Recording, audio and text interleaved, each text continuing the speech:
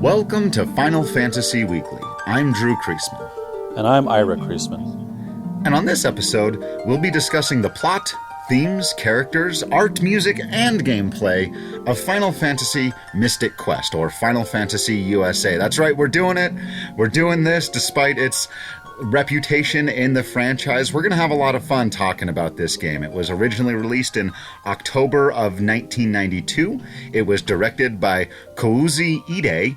It was written by Chirihiro Fujioka and composed, and this is important, the music was composed by Ryuji Sasai. There's a lot of names coming at you there. Not the normal names from the Final Fantasy franchise, you may have noticed. A couple of notes on these guys. The writer has an interesting history. He was a video game designer, obviously, for this one, but was a composer and a rock drummer. So even the writer of the game has a musical background, which I think you come to see that the main quality of this game is its music that kind of tracks. But he's also known for directing Super Mario RPG, a truly fantastic game, and has been involved in the Mario and Luigi games. I also found this really fascinating. He is currently a member of a band called Earthbound Papas, which is led by Final Fantasy composer Nobuo Uematsu. The actual composer of the game, Ryuji Sasai, we don't know a whole lot about him, and one of the things that's fascinating is that in a lot of early games, in especially the first generation of Nintendo games, we didn't know who composed. Sometimes they went uncredited. For example, in early Mega Man games, a lot of the music goes uncredited. So we do have this guy's name, but we don't know a whole lot more about him other than him working on Final Fantasy Mystic Quest and Final Fantasy Legend 3. So you may be wondering, why all this talk about the music up front in this game? And a part of the reason why that is the case is that it's one of the very few aspects of this game that was universally positively received. The game, for the most part, is considered to be one of the worst in the franchise. Some people don't even like to consider it a member of the franchise. It got a 29 out of 40 from Electronic Gaming Monthly.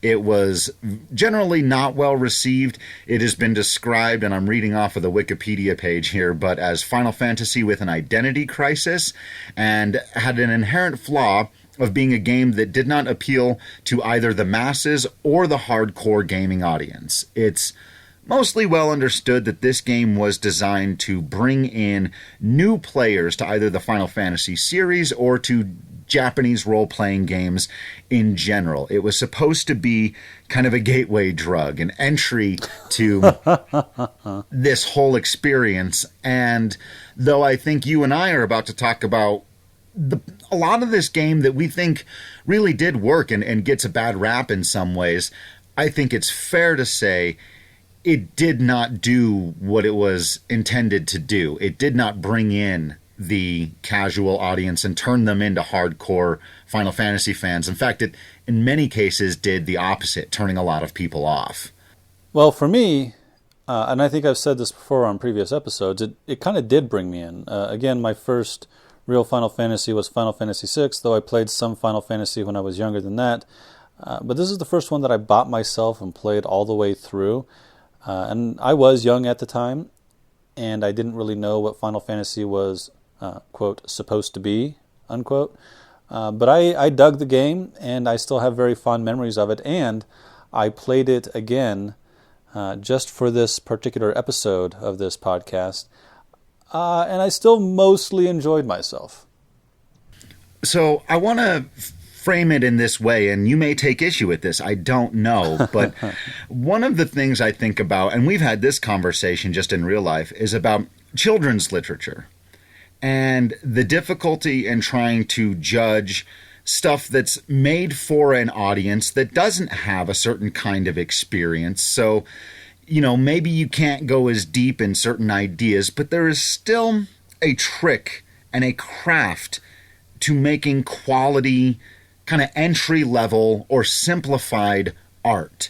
And I feel like, to some degree, the critics of this game almost never accepted that premise, that knowing that's what it's supposed to be. For example, I've got right here in front of me the oneup.com review of the game says it's not worth it because of hand-holding and it being insubstantial.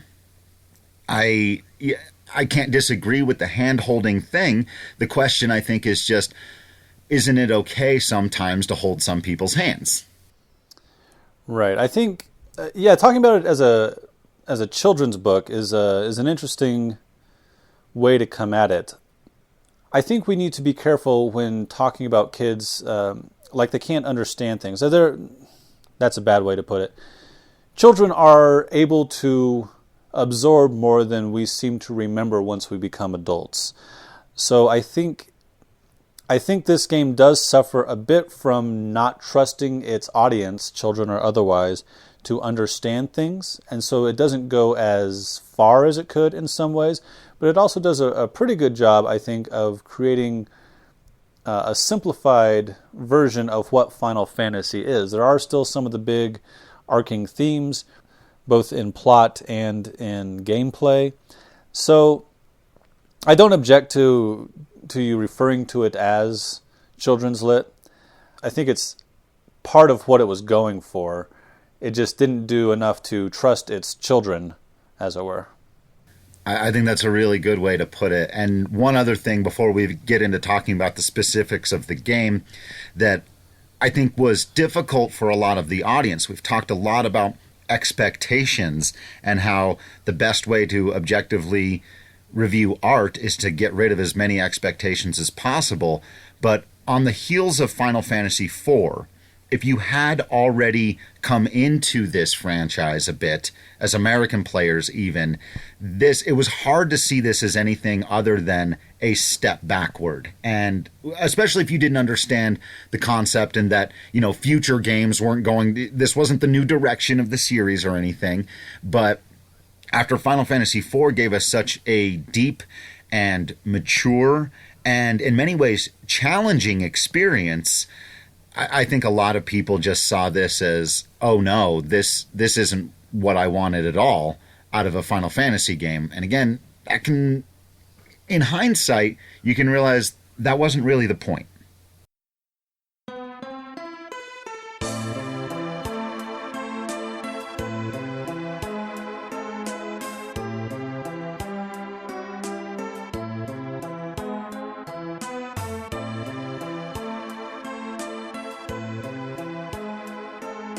Okay, so what we're going to do a little differently is actually just try to cover this entire game in one episode. Kind of knowing a little bit about all that stuff we just talked about with its reputation, we're going to get through the plot a little quicker, the themes a little quicker, the music, art, gameplay, all of that stuff. And part of that is because I think we both probably feel, and this will be our big question running throughout the conversation, that those elements, there's just not quite as much to analyze in this one, and I don't think too many people would disagree with that. For all that I'm really fond of this game, especially in retrospect, there's not as much to it. So, let's get right into the plot. What, more or less, happens in Final Fantasy Mystic Quest? The first thing that happens is there's an earthquake, and our hero, young man in a blue suit of armor, who we learn is named Benjamin. Actually, we don't learn that. You get to choose his name. We talked an episode or 3 ago about choosing names. You only know his name is Benjamin if you have the strategy guide or you read the instruction booklet. So he's escaping this earthquake, and this is actually, I think, the biggest missed opportunity of Mystic Quest. We talked about it as maybe kids lit, and children are able to handle more difficult things than we tend to remember once we become adults. Benjamin's entire town was just swallowed by an earthquake. It's mentioned briefly and it never comes up again. And I think this could have been one of those things. Dealing with that tragedy, with that trauma, could have been a really interesting thread throughout the game, but it never comes back. Yeah, it's funny. I was just having this conversation with a group of friends, and somebody had used that phrase, children's literature, to put something down, and we just ran through a quick series of films that we had all watched, starting with The Land Before Time. Yep. Secret of NIMH. Up. Oh, Up, yeah. Secret of NIMH. Yeah. WALL-E. Anything by Studio Ghibli that we've mentioned. Yeah, Spirited Away. I guess it's just a kid's thing. So But the difference between those things and this that you're talking about there is that they totally respect that their audience can handle that. You know, in retrospect, I'm surprised that The Land Before Time didn't just emotionally stunt me forever. But it didn't. Well, what it did was I was able to emotionally handle prepare it. you. It doesn't Right. stunt you. It helps prepare for, you know, the difficult things of eventually your parents are going to pass away. Right. And then volcanoes are involved, I think. But yeah, missed opportunity there at the beginning of the game. And then kind of sets the stage for that throughout. Our hero reaches the top of what is called the Hill of Destiny, and he meets an elderly man in a grayish-blue cloak, long white beard, who talks about there's a prophecy, and night will appear, and he gives our guy a sword, and he points out over the clouds and says, the focus tower there is the center of the world, and the Vile Four, which are our four fiends, though they're not called that in this game, the Vile Four have locked the doors to the focus tower and are draining the crystals of their light, which is a very familiar Final Fantasy setup. And then a behemoth appears, and with the sword, this old man has just given our hero. We're able to fight the behemoth and win. And then the old man says, hey, I guess you really are the one. And Benjamin says, I thought you said you were sure that I was the one.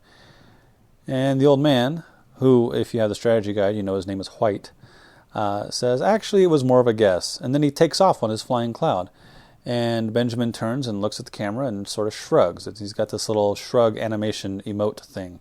And that'll happen a lot. This game will, several times throughout, Ben will turn and look at us as the hand of fate and sort of shrug at us, and we just move on with whatever we're doing. I do like that part of it. I think it's got a nice little sense of humor about it.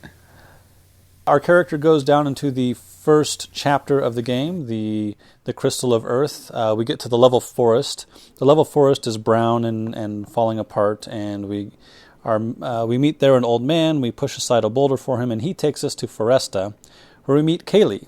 Kaylee is our first guest party member.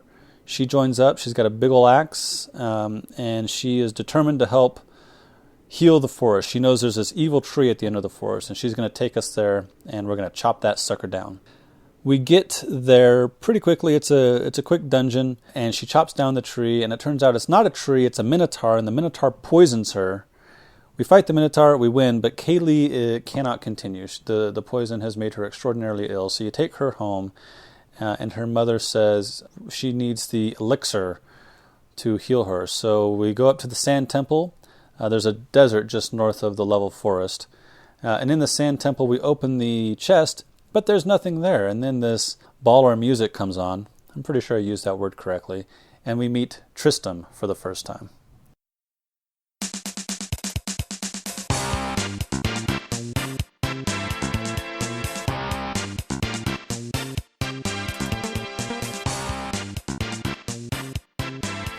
Yeah, probably the most memorable character from this game. As you mentioned, I had even forgotten that the main character was named Benjamin, and I guess there's a reason why, because the game itself didn't think it was important that I know that. But Tristram was definitely, whenever I think about this game, I think of two things: the awesome battle music and Tristram.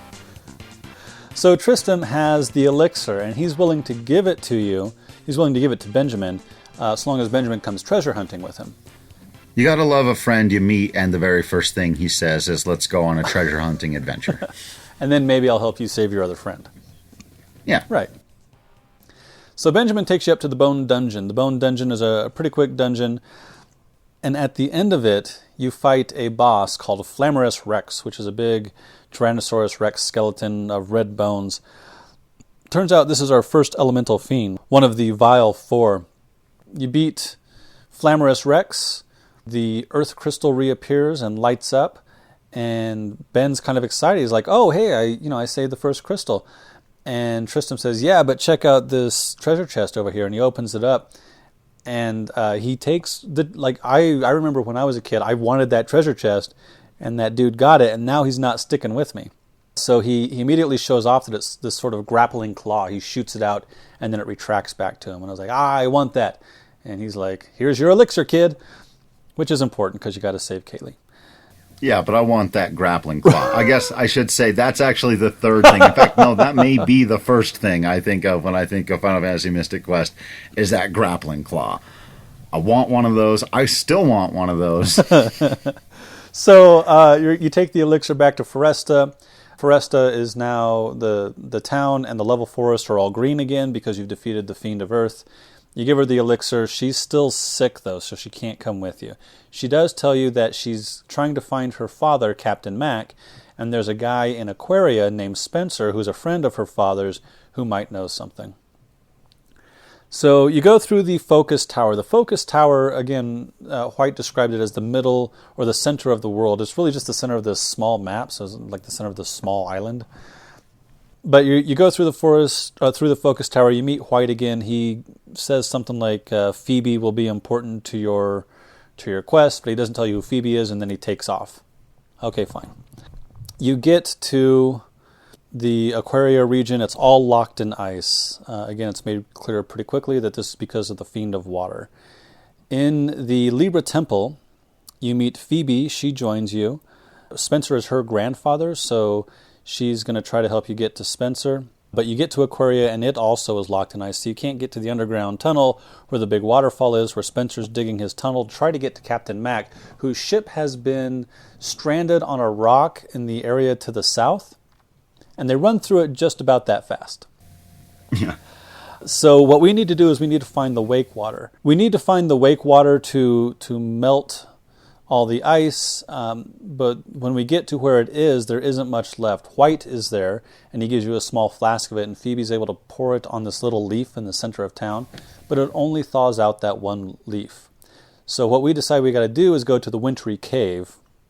The Wintry Cave is another dungeon, not real remarkable. There is this neat part where the floor collapses out from underneath you, and Benjamin falls all the way to the bottom and lands hard, but Phoebe, because she's got this cat claw weapon, is able to cling to the wall.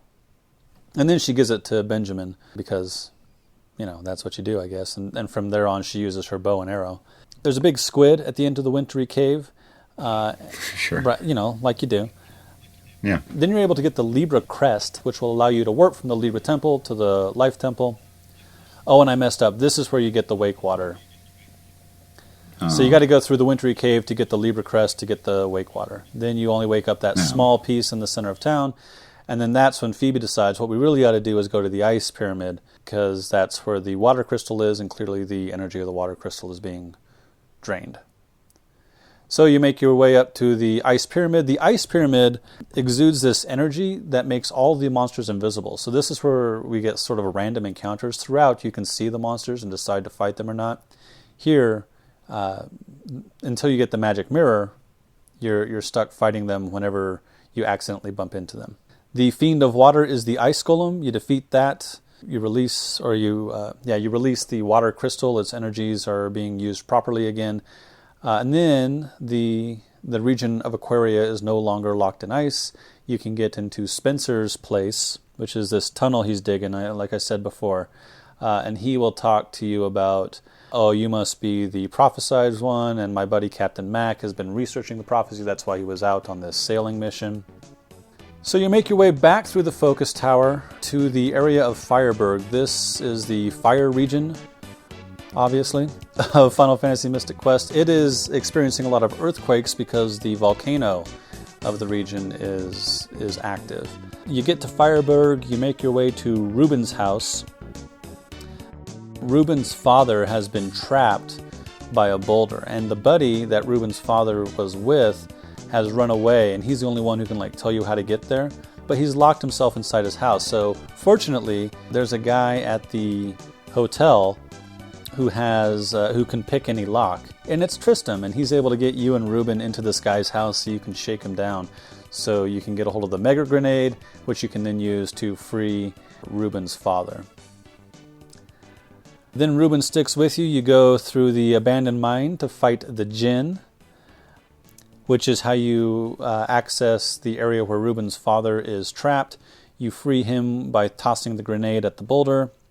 And once that happens, Reuben agrees to help you restore the fire crystal. So you go into the volcano and you go down into the volcano. It's kind of a cool dungeon. This place also has random encounters. There's like smog, so there's random encounters in certain areas until you get the gas mask, and then you can see the. Yeah, this is actually a memorable dungeon for a minute. Yeah, I like this part. At the end, you fight the dual-headed Hydra. You kick its butt. You restore the Crystal of Fire, and then you and Ruben go through the Focus Tower, and we're already to Chapter 4 here, the Crystal of Wind. So 1 is Earth, 2 is Water, 3 is Fire, and now here we are, Chapter 4. You're going across this big rope bridge. Final Fantasy has a thing for big bridges. And Tristram is knocked off the bridge by an enemy. And he says, I'll be fine, you go on ahead, I'll catch up. Turns out he's more injured than he wants to admit. You do run into Tristram here. He helps you get through the alive forest. But once you get to the giant tree, it refuses to speak to you. So you need to go back and find Kaylee because she speaks to trees, as we all know. And when she comes back, she's got better armor and a big frickin' axe, which is pretty cool. Even more bigger axe. Even more bigger axe. Yeah. So once you get Kaylee, you can go back to the giant tree. He says he'll help you out, but that you need to go inside him and fight all those monsters. Final Fantasy also has this thing for making certain dungeons be inside of big monsters. Yeah, which is awesome. You're able to help the giant tree, and you make your way to the town of Windia. Oh, I neglected to mention, we said we wanted that grapple claw. Tristram gives it to you after you meet up with Kaylee for the second time. So he helps you out in the alive forest and then says, "Hey kid, you earned this," and gives you the dragon claw. So then you have to use that to get through the dungeon because it grapples you to various spots. We'll get into more of that when we talk about the gameplay. In Windia, you meet Otto. Otto is Mystic Quest's Cid. In fact, I didn't know it at the time, but once you delve deeper into the lore of Mystic Quest, you find out his name is Otto Cid Birkenstein, which I think we mentioned last episode. Yeah. Otto Cid Beckenstein tells you that his daughter Norma has crossed the Rainbow Road to get to the North Tower, but that the wind from Mount Gale shook the road and broke it. I assume this is a reference to Norse mythology and the Rainbow Bridge. Yeah. What's it called in Marvel? The Bifrost. The Bifrost. Yeah, that's a Norse thing. Yeah. All right, so you go to Mount Gale, you rescue the little girl, you fight off the Headless Horseman, then you make your way to Pazu's Tower. Pazu is our 4th fiend. This is an interesting aspect of this particular dungeon. Pazu's on every floor, so you have to find him and trap him on a certain floor so you can block off certain elevator access points until you're finally able to stop him and fight him. This is also where you pick up the Excalibur, for what it's worth. You defeat Pazuzu, P-A-Z-U-Z-U, which I think is a reference to the ZU bird monsters that are common throughout Final Fantasy. Mm-hmm. You're able to defeat Pazuzu, restore the Crystal of Wind. You get a particular Gi-God that you can give to Otto to reinstate the Rainbow Bridge. You free Captain Mac from where his ship was stranded. You go back to Windia and Phoebe rejoins you, and she's the one who joins you for the last climb up the Focus Tower, where you will refight each of the Vile Four, though they're different versions of the Vile Four. Flamorous Rex is now Skullorous Rex, and he's no longer red. The Ice Golem is now the Stone Golem. The dual-head Hydra is now the twin-head Wyvern, and Pazuzu is now Z-U-H. At the very end, you make your way through this kind of cool space background to where the Dark King is. You fight the Dark King, you beat the Dark King, and then Benjamin and Phoebe sail off into the sunset. And I know I skipped over a few things here and there, but that's basically it.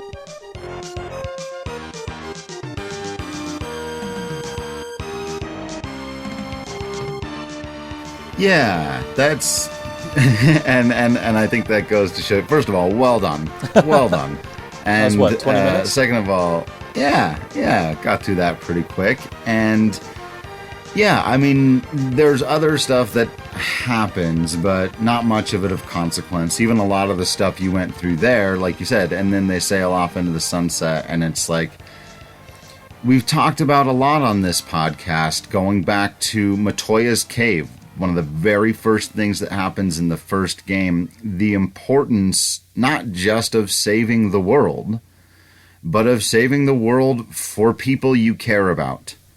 And there's very little of that. I think that's where ultimately, and I'm jumping forward here a little bit, but we'll go through still the gameplay and the art and the music and all of that. But where the story of the game, I think, ultimately fails is in giving you that. The world you really feel you need to fight for. Even, the names of the towns. It's just really Windia, Fireburg, Leaf Town, and Earth Place. Like Leaf Town and Earth Place. Yeah. Okay. Is that was pretty cool. But right, it felt very draw by numbers, and there are some references to Final Fantasy stuff, but even the things that they changed, it's like, why not just have that guy be Sid? Sure. If you're trying to introduce people to the world of Final Fantasy, not the game world, the multiverse, the universe, the multiverse of Final Fantasy, that really should have been Sid. I agree. And I think that's just kind of indicative of the mistakes that were made in the production of this. But some of the things that we really like about it, and some of the things I don't as much, occur in the gameplay realm, where I'll just say plainly, a lot of the stuff I didn't like about the gameplay of this has to do with the thing I was just talking about. One, it's not indicative of how Final Fantasy plays. I don't know why you would make these changes if the goal of your game is to introduce a new audience to your franchise. But I do also have to admit that it felt very Zelda-like to me. The being able to throw out, we talked about the claw. You can use the axe to chop down trees on the overworld map. And while that's kind of cool, and there's really no reason why, if that stuff already existed in other Final Fantasy games, it's not like it would ruin those for me, but it made it feel like something else. And I think ultimately that was a mistake. I agree. I think it should have been more in line with what Final Fantasy was like at the time. At the same time, I appreciate that the various dungeons require you to push a boulder, to jump over, various chasms. You have to put the boulder in the right spot so you can go around to the ledge and then jump onto the boulder and then jump onto the other ledge. I think that's fun. The sword is required to turn certain switches. You got to use the claw to climb up certain walls. The explosives, we mentioned the mega grenade, I think. Right. The bombs and so on are required to break through certain walls. So I think it's a fun little aspect. I don't think it's terribly consequential, but you're right, it doesn't really feel like anything else Final Fantasy has done. On the other hand, we have mentioned that Final Fantasy is as much about change as it is about staying the same. And so that it is different doesn't bother me. That it's not of any real consequence kind of does bother me. Yeah, I gotta agree, because, we would see platforming elements in 10-2, and I remember being a little reticent of that, but I thought they were executed so well and added something to that game and didn't take anything away from it. And I would say the same thing about Final Fantasy 15. In fact, you just mentioned there's a grenade throwing element. You kind of throw magic, and so I know people hated that as a magic system, but there is a throwing system for certain items that I found really interesting and compelling. That, and of course there's a lot of platforming in that game too. In fact, there's extreme platforming in Final Fantasy 15. You can teleport all over the place. No platforms needed. Yeah, right. So in hindsight, I think I would take to those elements better. I think where they fall down is, as we were just talking about, in not just failing to represent, but it's like, why was time put in to having a working grappling claw mechanic, which I absolutely love, but not into deeper and more interesting characters, memorable towns and places, moments in the plot that you think about years later and go, oh yeah, that really got to me. It's like, On the other hand, that grappling claw is pretty awesome. Pretty awesome. Well, the grappling claw is awesome just in and of itself, but it means something that Noctis can teleport. Right? It means Right. something that he can summon weapons and that his friends can summon weapons. It doesn't really mean anything that the Dragon Claw is cool. It's just cool. It is worth noting that you can swap between your weapons in combat, and they each have different applications. The axe is good against some enemies. The sword is good against some enemies. The claws do various status ailments. And the bombs, the explosives, can hit all the enemies at once. So that's interesting, at least. There are various armors that you can get that just make you that increase your defensive score as well as make you immune to certain status ailments. And then there are the spells. There are 4 white spells, 4 black spells, and 4 wizard spells. And they're basically what you would expect. There's Cure, Heal, Life, and Exit, or Teleport in white, Quake, Fire, Blizzard, and Arrow in black. And the wizard spells are basically second level black magic: Thunder, White, which is Holy, Meteor, and Flare. The item system is pretty basic. Also, there's a Cure Potion, a Heal Potion, a Seed, which recovers your magic points, and a Refresher. There's an aspect to the game where enemies might reduce your stats, and the refreshers will replenish your stats in combat. 2 other gameplay things I want to mention. One is just a visual aspect that I kind of dig. When you're fighting enemies, they slowly fall apart or change or show they're wounded in some way. I think that's fun. Yeah, I really like that. Yeah, that's a lot of fun. That's cool. And something that could have been done more, and I don't know why it wasn't. Because they almost always, too, would have enemies where it's like one enemy, but it's made up of multiple parts that you can target. This is very common in Final Fantasy: the left arm, the right arm, and the head, of a big monster. And so why not just be able to like knock it all the way off, which they would eventually do for those types of battles. Sure. But for just regular battles, watching the monster slowly fall apart is pretty cool. The other big gameplay thing is that there are these battlefields. So when you're wandering around the overworld map, you don't wander. You go from one point to another point. So if the arrow is gray, that means you can't go that way. If the arrow is blinking red and yellow, that means you can go that way. And you just go from town to point to dungeon and so on. But there are these battlefields that are dotted throughout the world. And it's sort of this green tombstone looking thing with a pair of crossed swords. And you enter it and you just dumped right into a battle.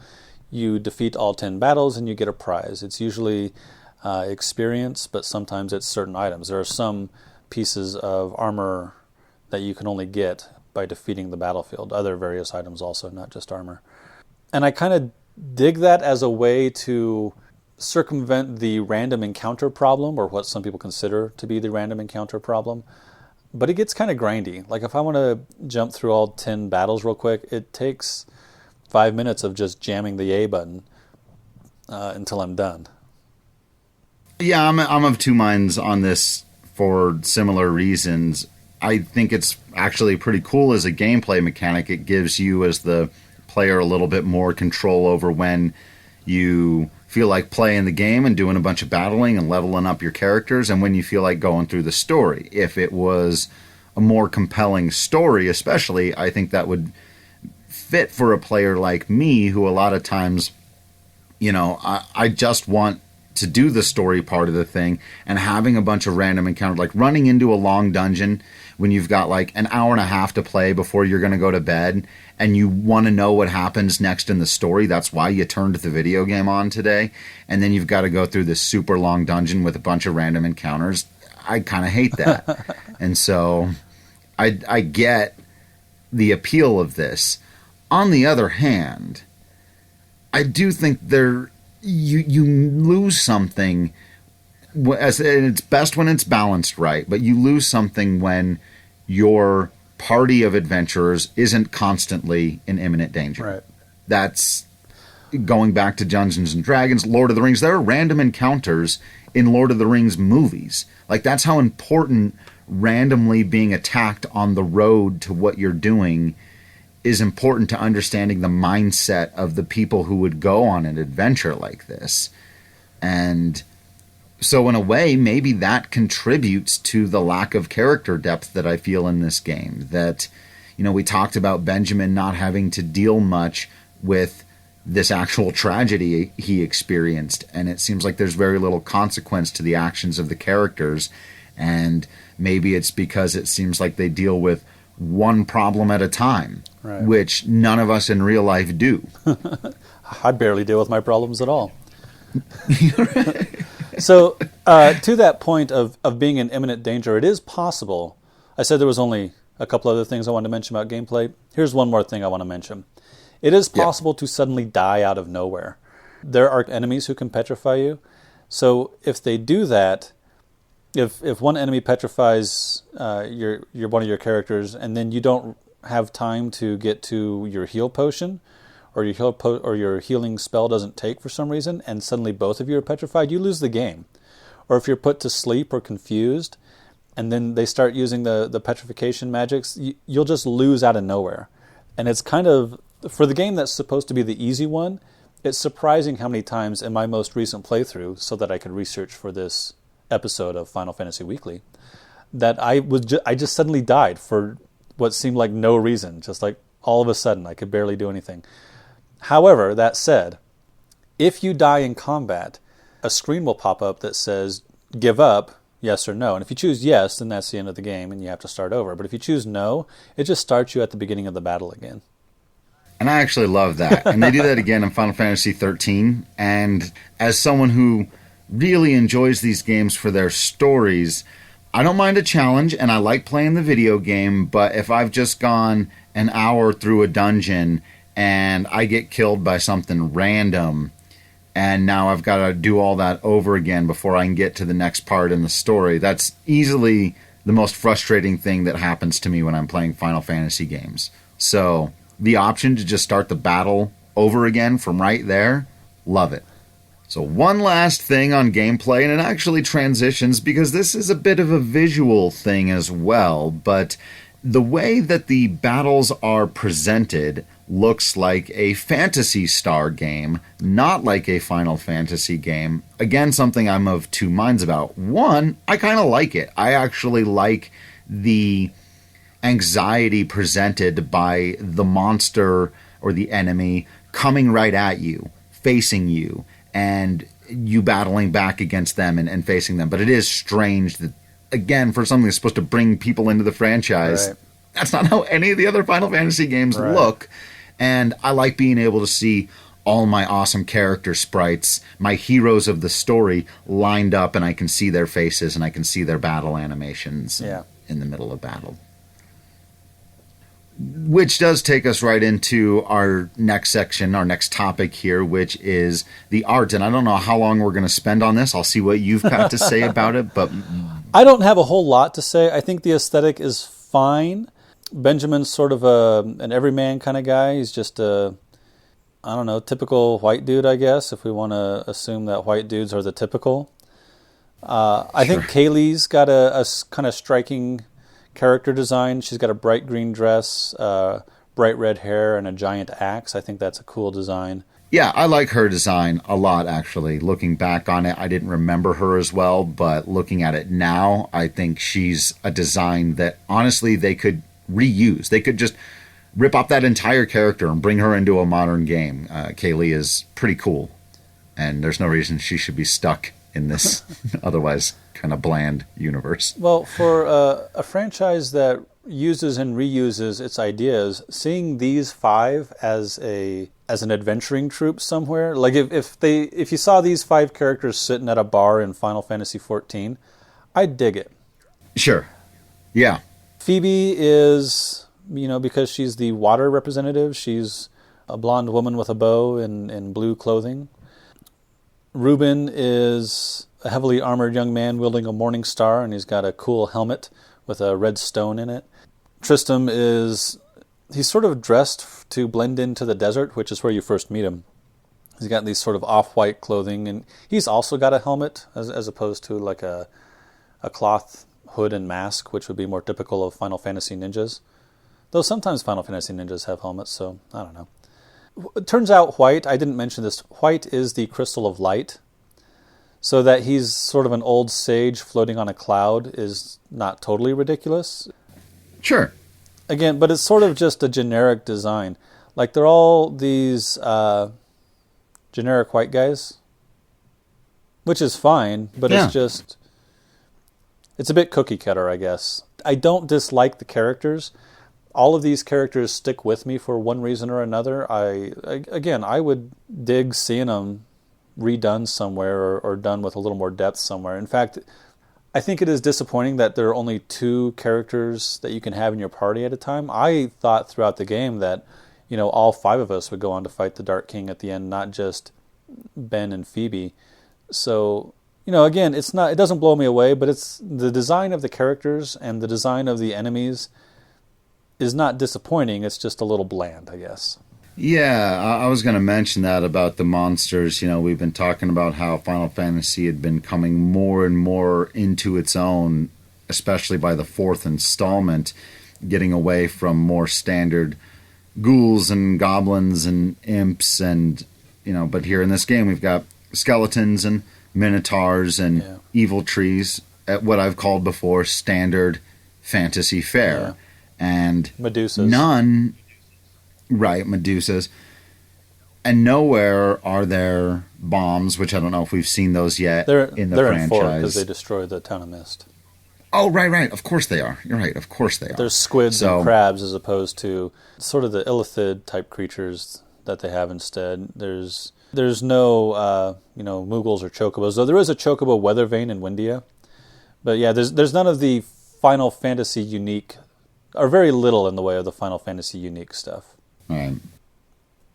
Okay, we've been harping a little bit on this game. Let's talk about something that's objectively awesome for a minute. Excellent. The soundtrack to this game overall, I've got to say, as I re-listened to the whole thing, I was slightly disappointed. I was like, oh man, I thought it was a little bit better than this listening back to it. But the tracks that hit really, really hit. So let's just start with those so I can play a little bit of them off the top. I'm just going to start with the really good stuff.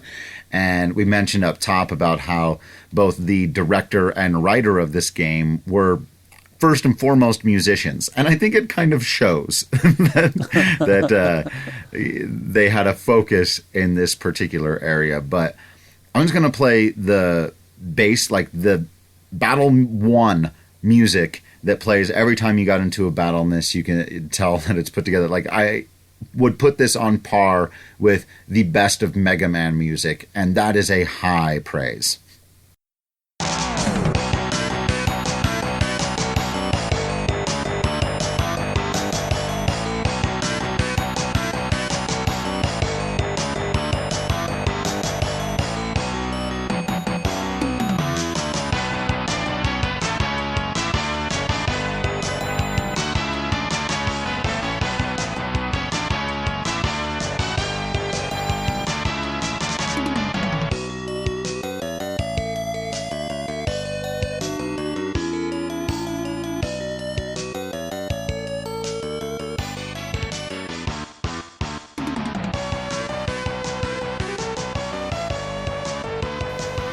And then, of course, like any good Final Fantasy game, there is boss battle music. And I think the thing that I find most interesting about this stuff is, like, Nobuo Uematsu found a way to create this kind of tension by drawing on a lot of the same influences, which are essentially, not to get too broad, but 80s hair metal bands like Iron Maiden and Poison and even Black Sabbath. Those kinds of rushing guitar driven, really forward, fast-paced kind of riffs, but Uematsu would just put those on Eastern and Western orchestral instruments. A lot of string work, a lot of trumpets, a lot of soaring melodies over this awesome percussion work, where these guys just embraced the rock and roll roots of the thing, went with straight up guitar samples because they're in rock and roll bands, just went with guitars, bass, keys, and essentially pump out some really awesome 80s metal tracks just without the weird screaming guy at the front of it.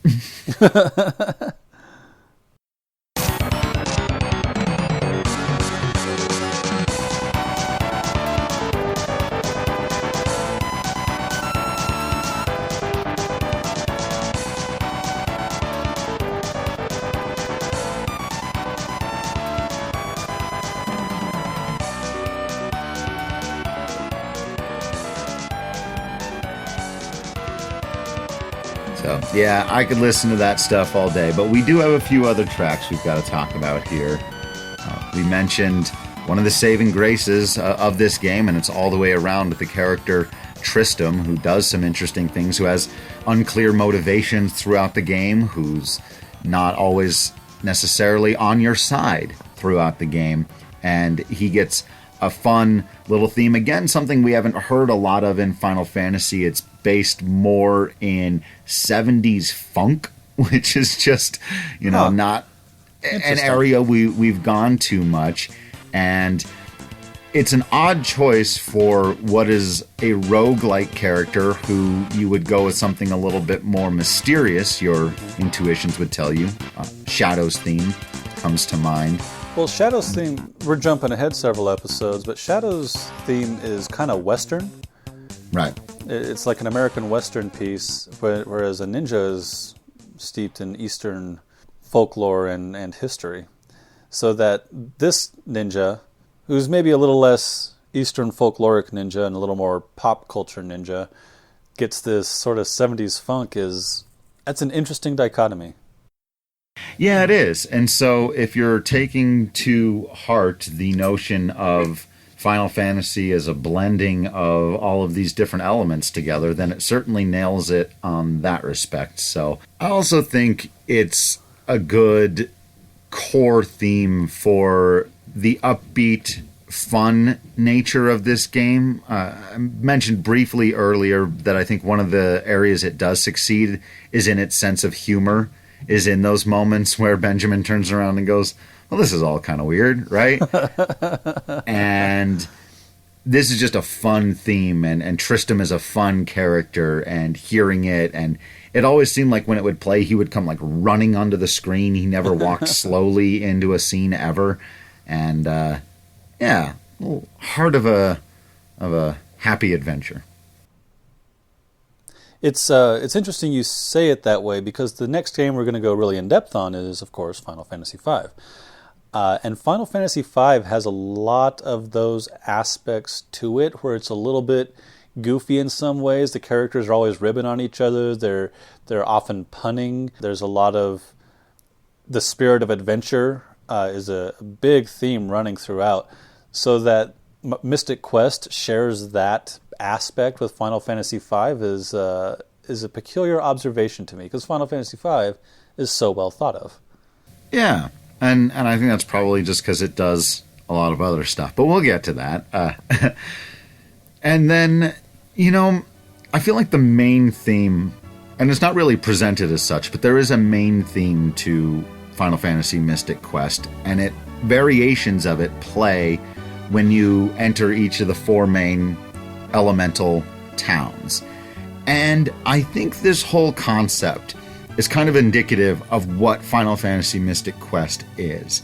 There's something good at the core of this piece of music, and when it's reinterpreted, you find the depth therein, and you get how it can take on slightly different feels as any good main theme would. Leitmotif is very important when you're trying to connect a story that's spanning, supposedly vast distances and having big ideas. But this piece of music is also very simple. It's very repetitive. It doesn't really go anywhere. And when presented in its most basic state, when it's not being, slightly adapted for one of the towns, and I particularly like the Fireburg rendition of it. Yeah. But when it's just on its own, it could easily sound like background menu music to any other video game. And that's kind of one of those barometers I'll use. Especially when a piece doesn't go anywhere, it oftentimes will start to sound like that to me. It will fade into, it's just there so that there's something there. That's kind of this whole game, right? It's got an interesting core. There were some good ideas to be had. Unfortunately, they weren't expanded upon, and when ultimately presented, they come across as remarkably simple and can fade into the background. Yeah, unfortunately, I agree. Again, I look back on this game with a lot of fondness. When I played it again to talk about it for this episode, I found myself a little bored here and there because I wanted to take my time. I wanted to do all the things. I wanted to defeat all the battlegrounds, and I did, and it got a little tedious here and there. So again, I have a lot of fondness for it. We talk about games we would like to see redone or remade or updated. I'd almost like to see this one ahead of just about anything else because I think there is, as you said, the core of something there. There's a lot of potential for a fun game, even if it is short and simple. So yeah, it is sort of just there to be there. But, and I've made a ton of musical analogies on this podcast, and I will continue to do so because that's another area where I think a lot about it, and I've actually tried to make music, and I think sometimes successfully so, and never made a video game, so I can understand it in these terms. But I was actually just watching a video on a bunch of songs that were covers that you didn't necessarily know were covers. And I think by now, most people know that I Will Always Love You was written by Dolly Parton, and things like All Along the Watchtower were actually written by Bob Dylan. Yep. But a lot of people didn't know those things at first for a reason, and it's sometimes because the original presentation, I'm not necessarily saying that's true of those two songs, they're just well-known examples. Don't be picking on Dolly Parton. I would never. But they are well-known. Those are songs that are well-known by other people more than the originals. And I think what that shows you is that sometimes an idea, and I actually do think this is true. There's not a bigger, well, that's not true. There are bigger Bob Dylan fans than me, but I am a huge Bob Dylan fan. And I will say that his original version of All Along the Watchtower is pretty straightforward and basic. Right. And what Jimi Hendrix did with it was absolutely insane and amazing. He found the core of what made that a good song and turned it into something incredible, something more than I think anybody who had ever heard that original would have thought it could do. And so I think that that's kind of what you're saying here about Mystic Quest, that if somebody got what it was at its core but could expand on it in such a way, it could be really cool. That being said, I don't know that we need to really beat that dead horse by going through our 5 criteria like we do at the end of every other game. I think it's clear here that we both think that this was a worthwhile endeavor, I believe, on the part of the people who made it, but ultimately unsuccessful, both in terms of its execution and ultimately when your goal is to bring people in. If you don't do that, if you don't, like, I don't like using sales numbers as the be-all end-all for the quality of a product by any means, but when you admittedly simplify it to try to make it appeal to a broader audience, and then it doesn't appeal to that audience, it's tough to call your piece of art a success. But that doesn't mean it's not worthy of study and time and conversation as we've given it here, I think. I agree. I think it is definitely worthy of being in the conversation. It's worthy of remembering in the pantheon of Final Fantasy games and universes. But ultimately it is... I'm not going to say that I think it's a failure, but I also don't think it's a success. I think as a game, it is mediocre, but it doesn't fail in the same way that other games at the time might have failed. That is to say, it functions as a game. There are things you do, you progress through the story, you progress to the end, you finish the game, and then it's done. So it does all of those things, but it does it in a way where you're comparing it to other games or other Final Fantasies, it's not as interesting. Just not as much depth, not as much choice. And the plot line compared to Final Fantasy IV before it and Final Fantasy V after it is lackluster. Again, I don't think it fails, but I do think it is mediocre, which is almost worse. It almost, like you said, it fades into the background. It's not known for being a spectacular failure. It's known for being spectacularly mediocre. Yeah, and I think for me, and I'm not sure I've ever said it exactly this way before, and if I have, it bears repeating, that Final Fantasy is about ideas. Like, to me, that's when it's at its best, when it's giving me ideas. I'll think about something I've never thought about before. Show me something I've never seen before. Give me an experience I've never had before. Take me to a completely different place. Give me that kind of otherworldly experience, and this is a game with like no ideas. Right. Yeah. Certainly nothing new. It's all, I mean, we've got the four fiends. The focus tower is the Tower of Babel. The Dark King is the Emperor of Palamecia, if you like. Or even just Garland. It's not... Right. I think it's interesting. Kaylee's a druid. We don't really have druids in Final Fantasy, but later we have geomancers. Or I guess we had geomancers in 3. So yeah, it's not... Yeah. It is what it is. It's fine. It could have been better. Yeah.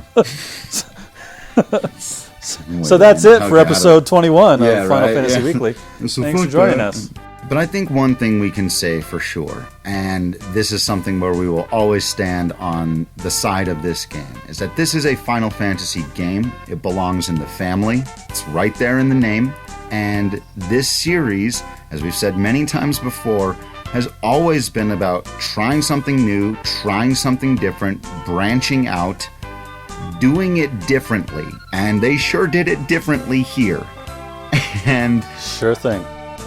While we're saying that it does not succeed in what it attempted to do, we're both very happy that they attempted to do it.